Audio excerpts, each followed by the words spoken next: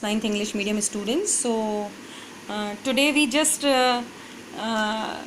I just gave you a brief description of our lesson 2 in political science, constitutional design.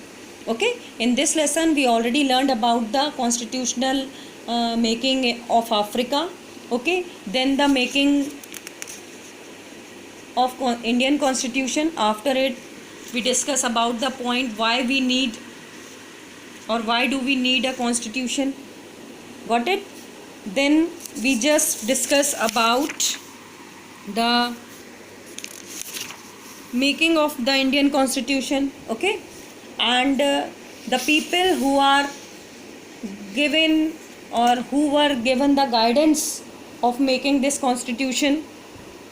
Okay, the members of the constitutions, except the members of the constitution, that means कि जो members हैं constitution के उनको छोड़कर ऐसे कौन कौन से लोग थे जिन्होंने कॉन्स्टिट्यूशन को बनाने में हमारी सहायता की, ये सारा हमने इस लेसन में समझा है, पढ़ा है. ओके, जो गांधी जी हैं जिन्होंने की गाइडिंग वैल्यूज़ दी थी इंडियन कॉन्स्टिट्यूशन के लिए, that he was not a member of the constitute assembly, वो मेंबर नहीं थे कॉन्स्टिट्यूंट असेंबली के, बट उसके बाद भी उन्होंने इस तरह के व्यूज़ रखे थे कि लॉट्स ऑफ द मेंबर्स और many of the members of the assembly followed his vision, है ना. उनके जो रूल्स थे, उनकी जो नियम थे, उनकी जो बातें थी, उनको फॉलो करते थे. Okay, years ago, writing in his magazine Young India in 1931, he had spelled out what he wanted the constitution to do. अपनी मैगज़ीन में 1931 में यंग इंडिया एक मैगज़ीन आती थी महात्मा गांधी की, उसमें उन्होंने अपने व्यूज़ क्लियर किए थे कि वो भारतीय संविधान में क्या क्या चाहते हैं. और उन व्यूज़ में मेनली उन्होंने डिस्क्राइब किया था that I shall strive for a constitution which will release India from all tyrannedom and patronage.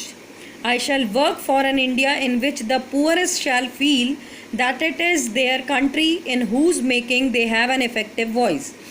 An India in which there shall be no high class and low class of people. An India in which all communities shall live in perfect harmony. There can be no room in such an India for the curse of untouchability or the curse of intoxicating drinks and drugs.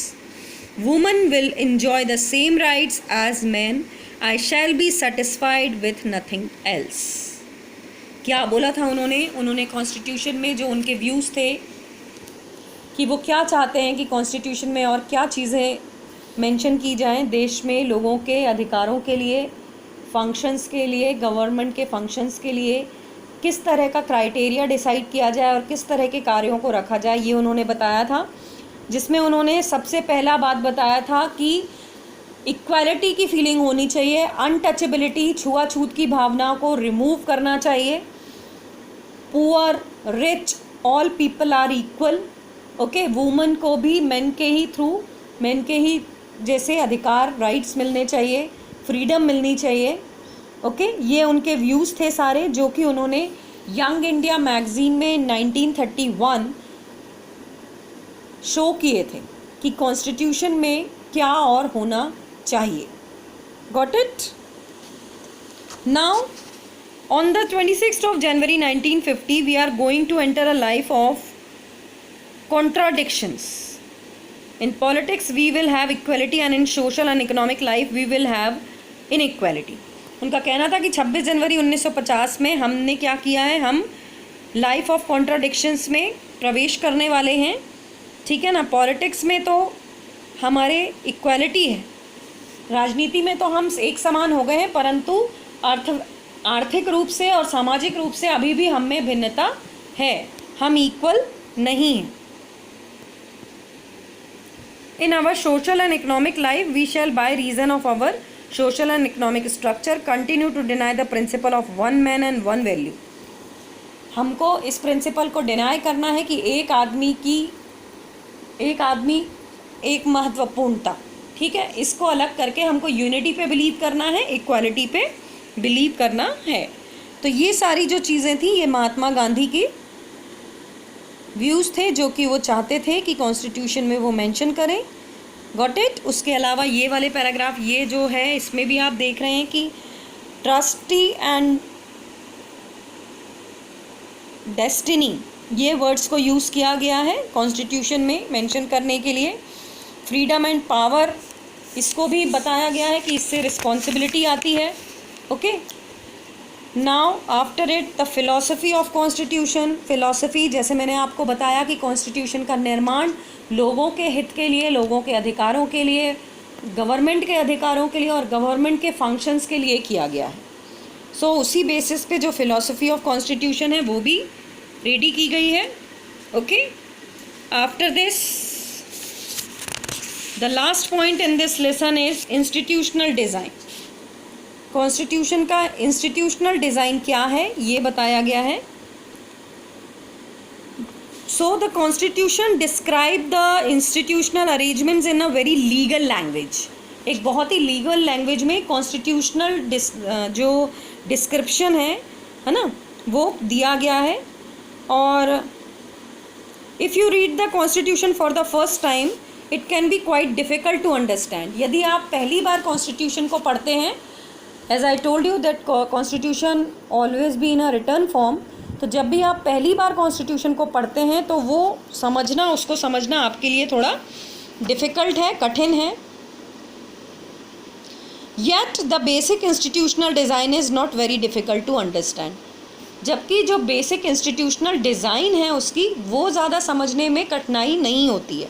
Okay, like any constitution the Indian constitution lays down a procedure for choosing person to govern the country.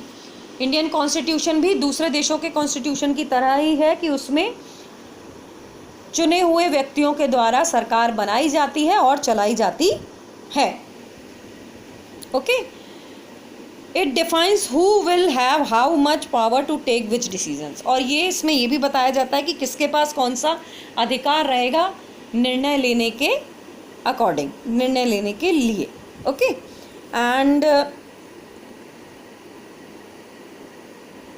इसके अलावा जो आपका अगला chapters रहेंगे उसमें भी आप देखेंगे कि कुछ की कॉन्स्टिट्यूशनल प्रोविज़न्स हैं जो कि बताए गए हैं और समझाए गए हैं कि डेमोक्रेटिक पॉलिटिक्स जो है वो किस तरह से वर्क करती है। Okay, democratic that means the leaders which are selected और elected by the people of country or people of the place. Okay, now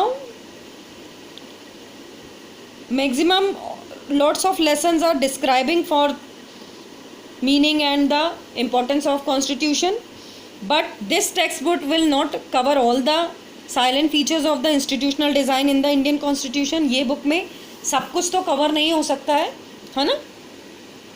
Some other aspects will be covered in your textbook next year. और कुछ एक जो constitutional design और institutional constitutional design से related बातें हैं वो आपको next year, that means 10th में आपको पढ़ने में समझ आएंगी। Okay students, so this is the lesson complete. Your lesson 2 in political science, constitutional design.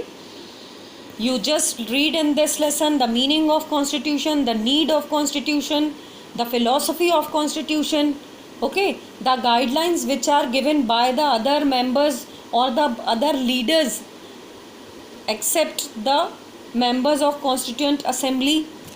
Okay, so this is the lesson complete, this lesson's explanation. And now in our next video we will discuss about this lesson's exercise actually. Okay, next lesson में हम इस lesson की जो exercise है उसको discuss करेंगे, question answers वगैरह करेंगे। आई होप आपको ये लेसन समझ में आया होगा। और स्टूडेंट्स, आई रिक्वेस्ट यू कि you just complete your notebooks of social science, each subject actually, political science, geography, economics, है ना, जो भी सब्जेक्ट्स आपके होते जा रहे हैं आप उनको कंप्लीट करते चलें उनके नोट्स को, क्योंकि किसी भी दिन आपको घर से कॉल आ सकता है, वीडियो कॉलिंग हो सकती है, या आपको नोटबुक लेकर स्कूल बुलाया जा सकता है। तो यदि आपकी नोटबुक कंप्लीट रहेगी तो वो आपके लिए बेटर होगा। और साथ ही साथ जैसे आपको पता है अभी स्कूल्स ओपन नहीं हो रहे हैं, तो आपको इन नोट्स के बेसिस पे ही यूनिट टेस्ट 1 के मार्क्स दिए जाएंगे। तो जो बच्चे अगर नहीं लिखते हैं नोट्स, कंप्लीट नहीं करते हैं अपना वर्क, तो इसमें उनका लॉस है, क्योंकि मार्किंग में फिर 0 आएगा. तो बेस्ट थिंग इज़ दैट कि you just complete your notes, okay, and show it to me और योर अदर सब्जेक्ट टीचर्स. चलिए अब हम बाकी का नेक्स्ट वीडियो में करेंगे.